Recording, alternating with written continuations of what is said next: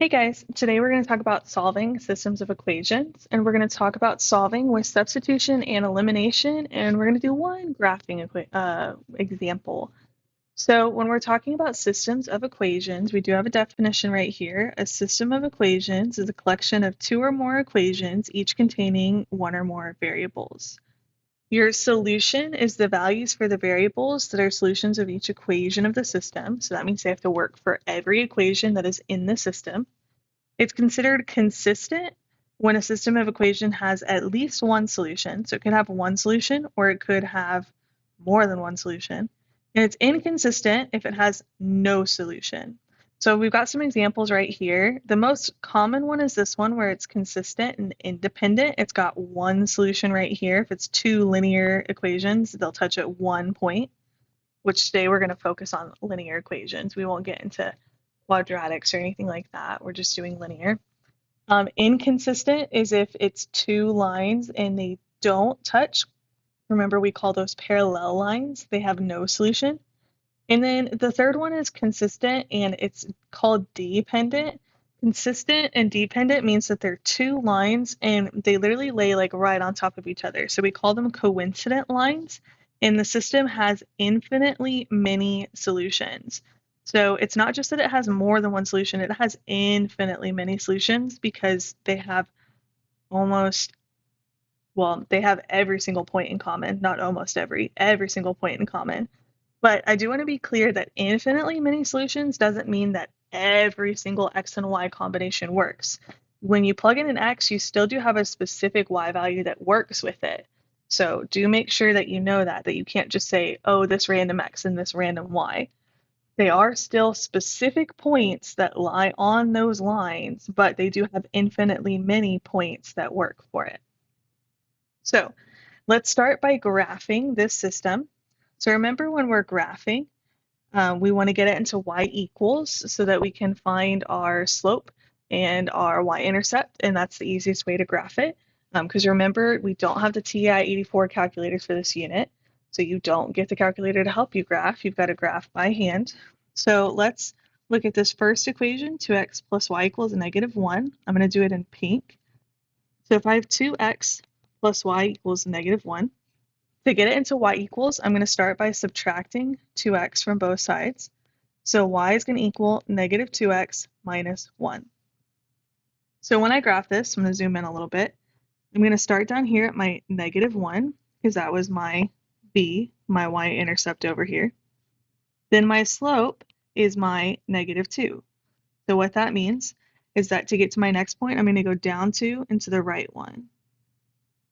And I'm going to keep doing that until I get off the graph. And I can go backwards, I can go up 2 and to the left 1 and follow that same pattern until I run out of points on the graph. The reason I'm going to do this until I run out of points is because when I'm graphing, I do want to find the point where they intersect. So I want my line to be as precise as possible so I can find that exact point.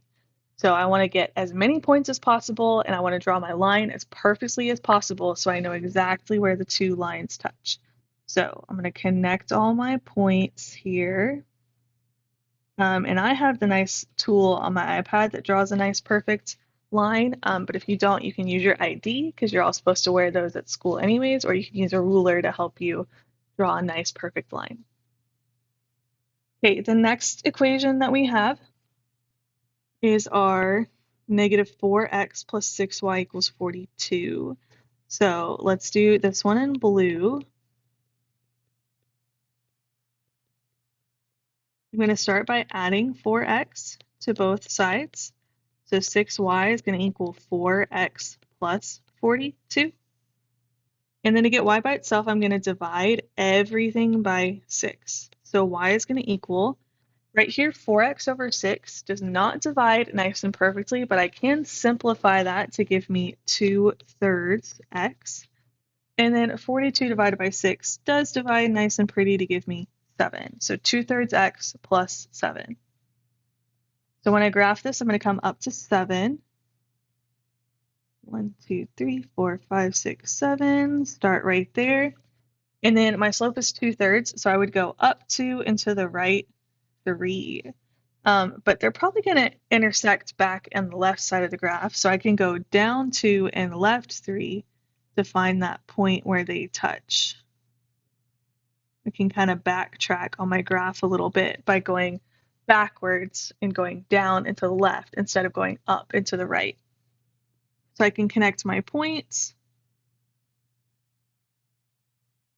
and you can see exactly where those two lines touch because I was very, very careful when graphing my lines. It's nice and easy, nice pretty point right there to tell what that point is. It is at -3, 5. That means x is -3, y is 5. Generally, you're going to write your answer as an ordered pair, x comma y. So my answer is -3, comma 5. Okay, the other way that you can solve is by using substitution or elimination. So you should have learned both of these in Algebra 2. So we're going to do a kind of review of how to do both of these. We're going to start with elimination here. So if I'm looking at this one right here, if I want to do elimination, I want to make sure that my x's line up, my y's line up, and my numbers line up on the other side of the equal sign. And then my goal is to make one of the variables eliminate, either the x's or the y's. So I need to multiply an entire equation by a number so that they will eliminate. So if I'm looking at my x's, right here I have a 2x, and right here I have a -4x.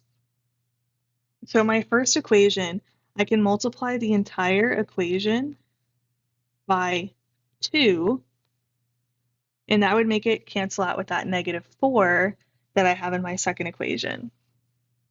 So if I take my top equation and I multiply everything in that equation by 2, 2 times 2x is going to get me 4x. 2 times y gets me plus 2y.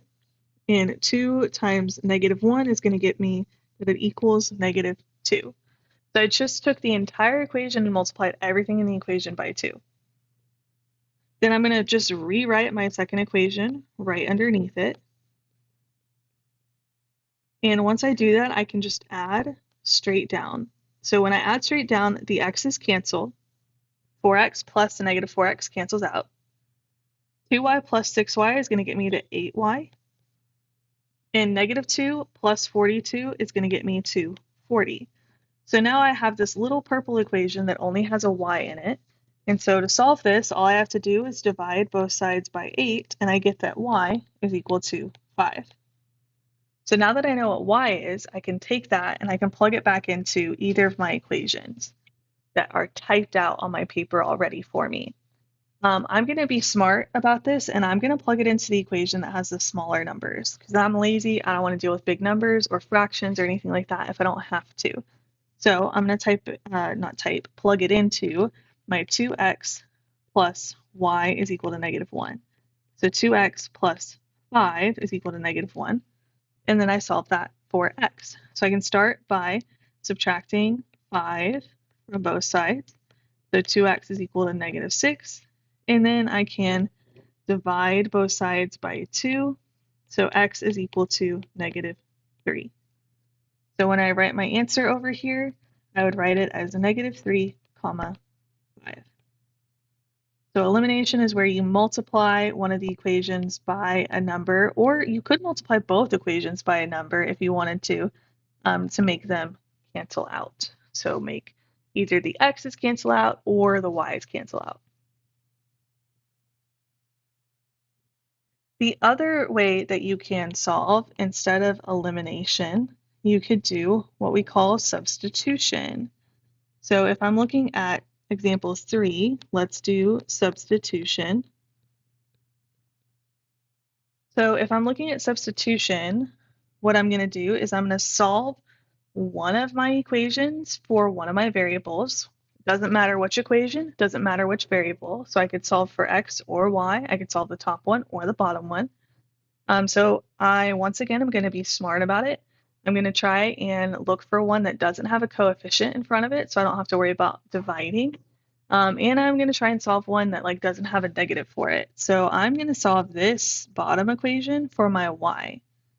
which to do that, all I have to do is add x to both sides. So I get y is equal to x minus 3. Then substitution, I'm just going to take that x minus 3 and I'm going to substitute it in for y in the other equation that I didn't solve. So now I'm going to have 2x plus 3 times x minus 3 is equal to 1. From here, I can distribute. So 2x plus 3x minus 9 is equal to 1. I can combine these two, 2x plus 3x, to get me 5x minus 9 equals 1. And then I would start moving stuff over and solving for x. So I would start by, let's add 9 to both sides. So I would get 5x is equal to 1 plus 9 is 10. And then I can divide both sides by 5. So x is going to equal 2. And then now that I know what x is, I'm going to plug it into that blue y equals x minus 3 equation that I got. So y is going to equal 2 minus 3. So y is equal to negative 1. So my answer is 2, negative 1. So you can use whichever method you would like to, substitution or elimination. I'm not going to tell you ever have to pick one or the other. I personally prefer elimination, but I know some people who prefer substitution because it makes more sense to them. And so use whichever one you're more comfortable with. So if you're looking at some equations, some of them are set up a little bit nicer for substitution. Some of them are set up a little bit nicer for elimination. It just kind of depends on what it looks like and what you're more comfortable with. So if we're looking at example 4, let's do this one with elimination again, and then we'll do example 5 with substitution again, just to get practice with both of them. So this one I said elimination.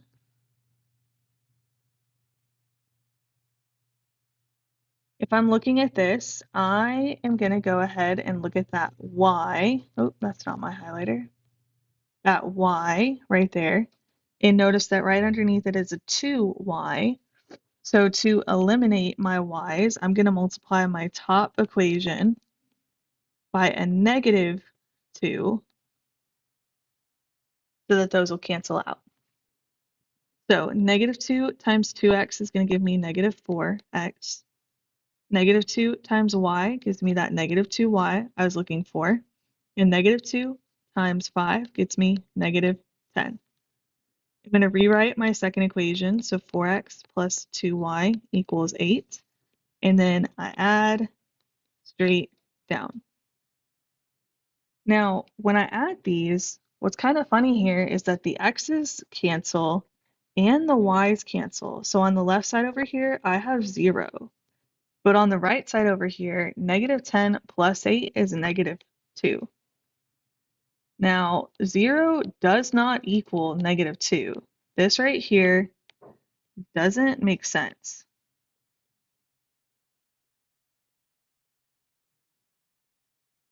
If you ever get down to an equation like that that doesn't make sense, that means that there are no real solutions to your equation.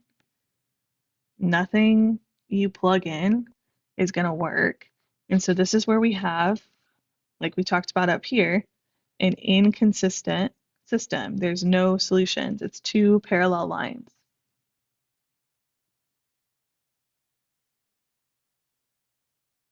There's no real solutions.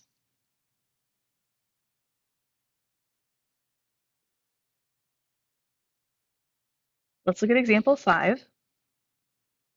We did elimination on example 4, so example 5, let's do substitution. Remember, you want to be smart about it. I'm going to try and find the variable that doesn't have any constants, any numbers in front of it. So we've got that y in the first equation. So if I've got 2x plus y equals 4, I can subtract 2x from both sides. So y is equal to 4 minus 2x. And I'm going to take that and I'm going to plug it in to my second equation.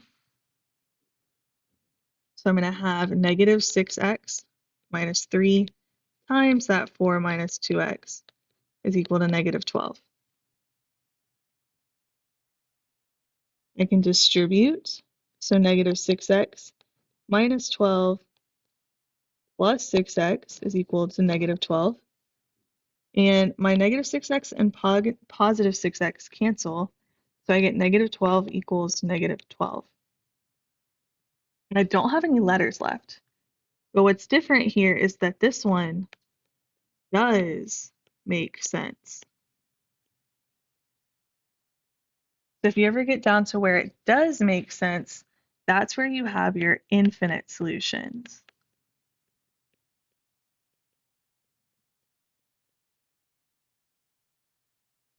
If it does make sense, you have infinite solutions, and that's where we have our consistent and dependent system. We have our coincident lines, our two lines that lie right on top of each other.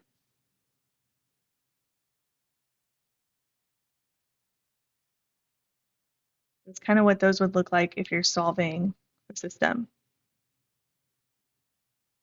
And what kind of math class would this be if we didn't have a word problem? So let's look at a word problem real quick. It says a movie theater sells tickets for $8 each, with senior adults receiving a discount of $2.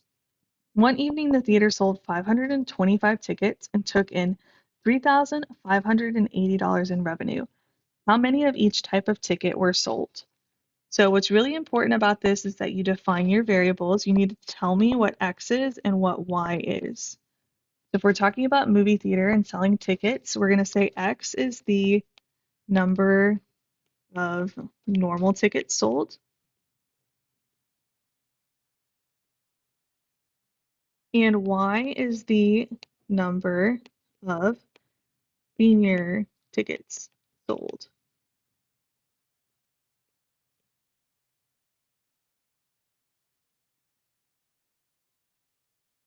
Now it tells us that one evening they sold 525 tickets. So what that means is that the number of normal tickets, X, plus the number of senior tickets, Y, has to equal that total 525 tickets that they sold. And then it tells me that they had $3,580 in revenue. So that's where our costs are going to come in. So if a normal ticket is $8, I'm going to say 8x. And then it tells me that the senior adults get a discount of $2. So that doesn't mean that the senior adult tickets are $2. If they get a discount of $2, that means that their tickets are $6. So 6y is going to equal that 3,580. So you can solve this using substitution or elimination.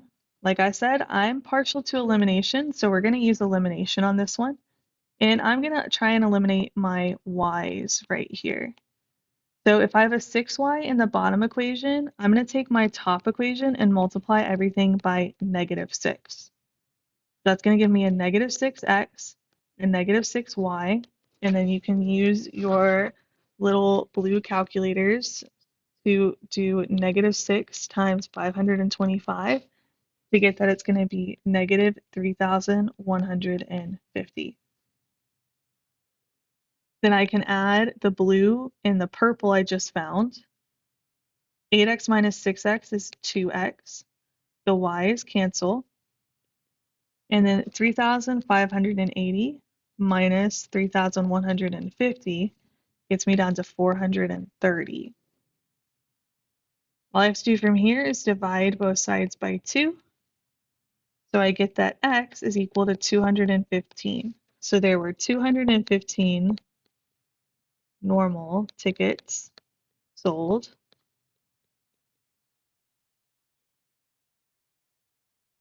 And then to find the senior tickets sold, well, if there are 525 total, I'm going to do 525 minus that 215. And I get 310. So there were 310 senior tickets sold. And that gets me my answer.